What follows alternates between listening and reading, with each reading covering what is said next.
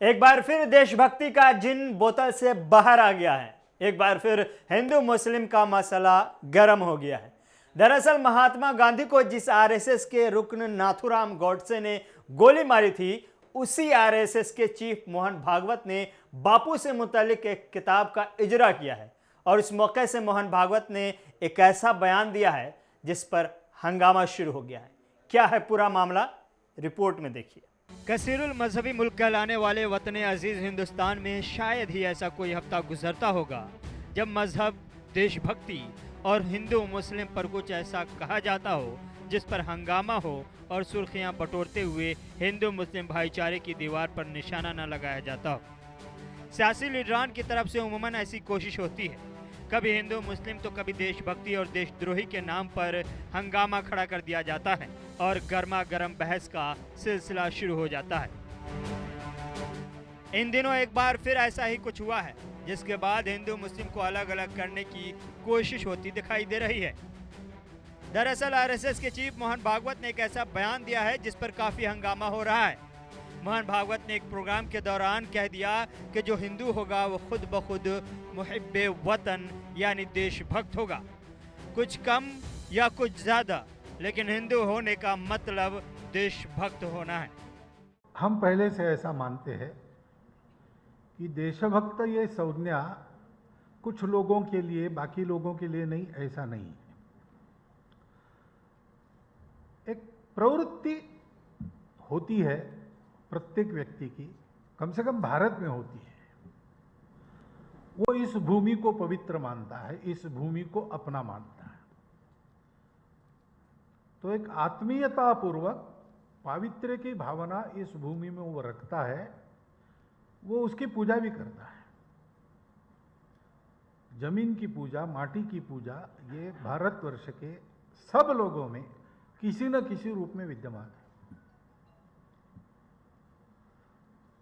परंतु गांधी जी ने जो बात कही है वो गौर करने लायक है।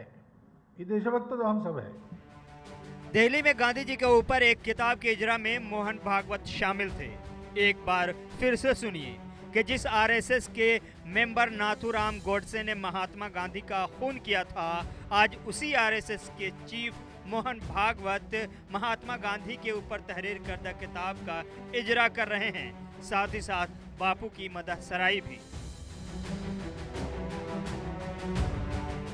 ऐसे में एक सवाल जहन में आता है कि बापू पैदाइशी तौर पर मुहिब्बे वतन थे। हर हिंदू मुहिब्बे वतन होता है, फिर नाथूराम गॉडसे कौन था? सुनील जोशी, देवेंद्र गुप्ता, भावेश पटेल जो अजमेर ब्लास्ट का मुजरिम था, क्या ये हिंदू नहीं थे? माया कोडनानी, रमेश सिंह, संदीप गुप्ता कैसे हिंदू थे? जिसने गुजरात में खून की नदियां बहाई वो कौन से हिंदू थे? और बापू किस हिंदू धर्म को मानते थे? हिंदू धर्म और मोहन भागवत जी आपका हिंदुत्व दोनों अलग चीज है। गांधी का हिंदू धर्म महासागर था, आप हिंदुत्व तालाब बना रहे। तालाब और महासागर एक समान नहीं हो सकता।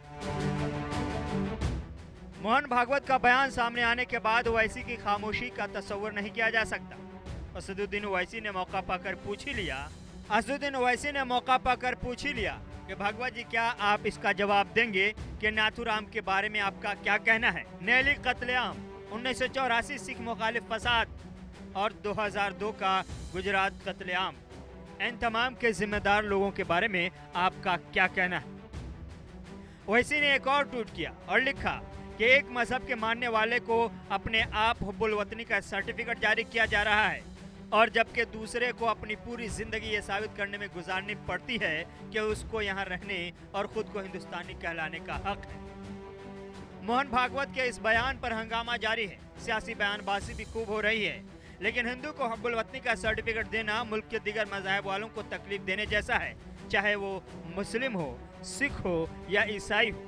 सच्चाई तो ये है कि कोई भी मजहब दहशत की तालीम नहीं देता, चाहे वो हिंदुइज्म हो या इस्लाम। जब धर्म को पीछे रख दिया जाता है या फिर धर्म के नाम पर सियासत और तजारत होने लगती है और धर्म को बेचने की कोशिश होती है